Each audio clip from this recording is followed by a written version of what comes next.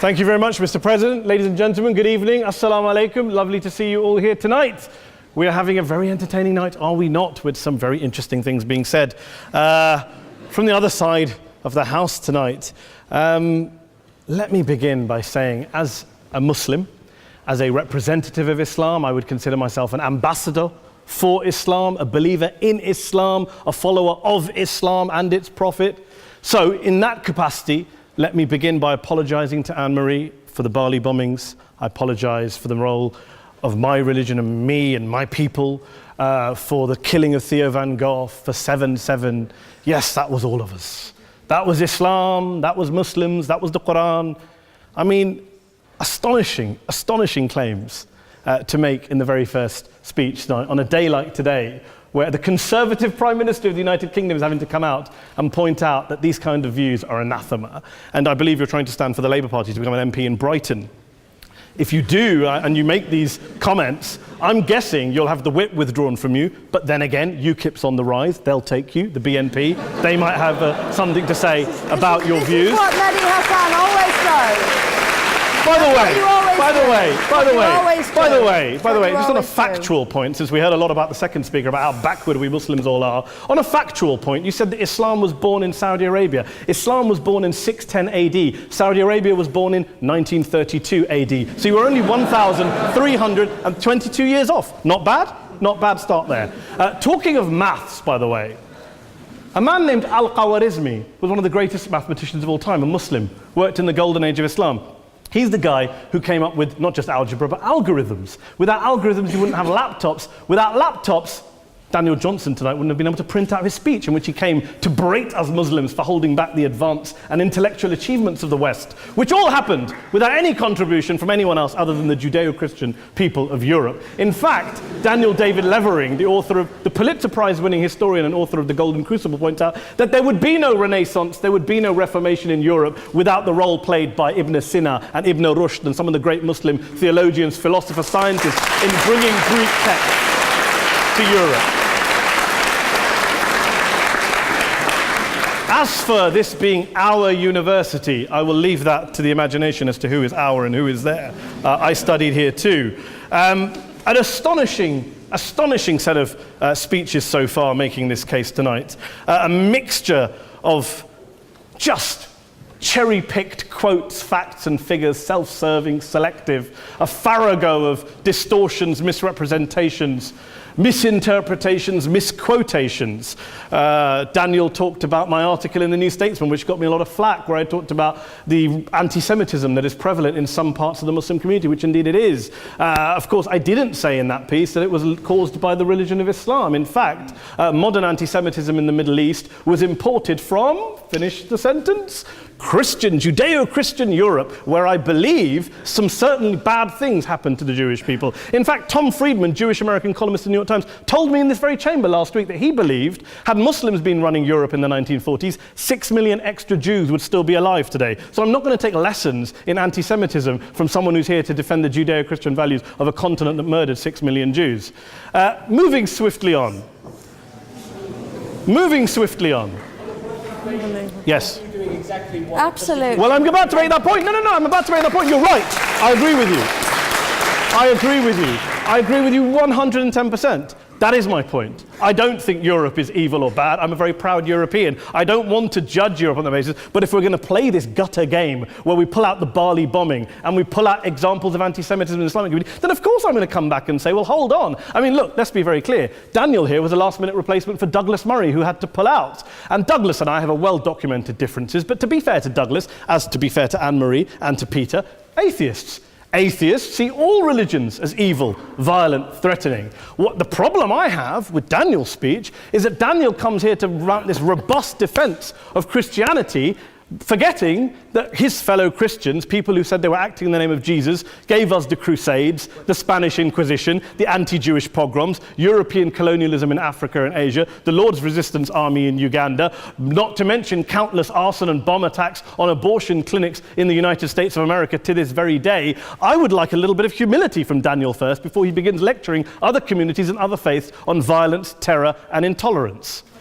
But, no thank you. Some water. But I would say this, to address the gentleman's very valid point here, I'm not going to play that game. I don't actually believe that Christianity is a religion of violence and hate because of what the LRA does in Uganda or what Crusaders did to Jews and Muslims in Jerusalem when they took back the city in the 12th or 13th or whatever century it was. I believe that Christianity, like Islam, like pretty much every mainstream religion, is based on love and compassion and faith. I do follow a religion in which 113 out of the 114 chapters of the Quran begins by introducing the God of Islam as a God of mercy and compassion. I would not have it any other way. I don't follow a religion which introduces my God to me as a God of war, as some kind of Greek God of wrath, as a God of hate and injustice. Not at all. As Adam pointed out, you go through the Quran and you see the mercy and the love and the justice. And yes, you have verses that refer to warfare and violence. Of course it does. This is not a motion about pacifism. I'm not here to argue that Islam is a pacifistic faith. It is not. Islam allows military action, violence in certain limited contexts. And yes, a minority of Muslims do take it out of that context. But is it religious? Well, we talked about Woolwich. Daniel and Anne-Marie have suggested that it's definitely religion that's behind all of this. Well, actually, what I find so amusing tonight is we're having a debate about Islam. And the opposition tonight have come forward. We have a graduate in law, a graduate in modern history, a graduate in chemistry. And, you know, I admire all of their intellects and their abilities, but we don't have anyone who's actually an expert on Islam, a scholar of Islam, a historian of Islam, a speaker of Arabic, even a terrorism expert or a security expert or a pollster, let alone to talk about what Muslims believe or think. Instead, we have people coming here, putting forward these views, putting forward these sweeping opinions. Listen to Professor Robert Pape of the University of Chicago, one of America's leading terrorism experts, who, unlike our esteemed opposition tonight, studied every single case of suicide terrorism between 1980 and 2005, 315 cases in total. And he concluded, and I quote, "There is little connection between suicide terrorism and Islamic fundamentalism or any of the world's religions. Rather, what nearly all suicide terrorist attacks have in common is a specific secular and strategic goal to compel modern democracies to withdraw military forces from territory that the terrorists consider to be their homeland." And the irony is, when we talk about terrorism, the irony is that the opposition and the Muslim terrorists, the Al-Qaeda types, actually have one thing in common, because they both believe that Islam is a warlike, violent religion. They both agree on that. They have everything in common. Osama bin Laden would be nodding along to everything he's heard tonight from the opposition side. He agrees with them. The problem is that mainstream Muslims don't. The majority of Muslims around the world don't. In fact, a gentleman here started quoting all sorts of polls. Gallup carried out the biggest poll of Muslims around the world, of 50,000 Muslims in 35 countries. 93% of Muslims rejected 9/11 and suicide attacks. And of the 7% who didn't, they all, when polled and focus grouped, cited political reasons for their support for violence, not religious reasons. And as for Islamic scholars and what they say, well, Daniel talks about our University of Oxford. We'll go down to Oxford Centre for Islamic Studies, get hold of a man named Sheikh Afifi Al-Akiti, who is a massively well-credentialed and well-respected Islamic scholar who has studied across the world, who in the days after 7/7 published a fatwa denouncing terrorism in the name of Islam, calling for the protection of all non-combatants at all times, and describing suicide bombings as an innovation with no basis in Islamic law. Go and listen to Sheikh Tahir al-Qadri, one of Pakistan's most famous Islamic scholars, who published a 600-page fatwa condemning the killing of all innocents and all suicide bombings unconditionally without any ifs or buts. There's nothing new here. This is mainstream Islam, mainstream scholarship, which has said this for years. You don't go out and kill people willy-nilly in the high street or anywhere else, on a bus or a mall, based on verses of the Quran that you cherry-pick without any context, any understanding, any interpretation, or any commentary. Point of information. Please. Well, it doesn't happen apparently. I didn't say it doesn't happen at all. I never said it didn't happen. I don't blame Islam. Yes, it's a very good point. And a lot of us are campaigning against that. And we're campaigning against it in the name of Islam. We're campaigning against it in the name of various interpretations of Islam. Anne-Marie comes and scares us with her talk of Sharia law. I would like to see the book of Sharia law. It doesn't exist. People argue over what Sharia law is. And you empower the extremists by saying there is only one version. You empower them all. I don't believe you took any interruptions, Anne-Marie, so I think you should stay there for a moment. Several countries. Here's what we're dealing with. Here's what we're dealing with. I took your point. Here we are dealing with a 1400-year-old global religion followed by 1.6 billion people in every corner of the world, a quarter of humanity, of all backgrounds, cultures, ethnicities. And yet the opposition tonight wants to generalize, stereotype, smear in order to desperately win this debate. And here's my question, if we're going to generalize and smear. If, okay, people say yesterday's bombers, and we've got to be careful, there's a trial going on, were yesterday's attackers, motivated by Islam? Big debate. I don't believe they were. Let's say they were. Let's say Faisal Shahzad, the Times Square bomber, was motivated by Islam. Let's assume, for sake of argument, that Richard Reeves, the shoe bomber, was motivated by Islam. If Islam is responsible for these killings, if Islam is what is motivating these people, and Islam is therefore not a religion of peace, a religion of war, then ask yourself this question: why aren't the rest of us doing it? Why is it such a tiny minority of Muslims are interpreting their religion in the way that the opposition claim they are? Let's assume there are 16,000 suicide bombers in the world. There aren't. Let's assume there are for the sake of argument.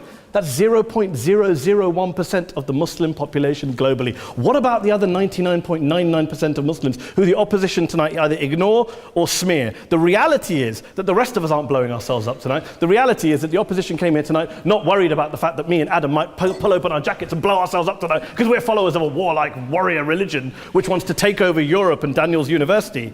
The issue is this.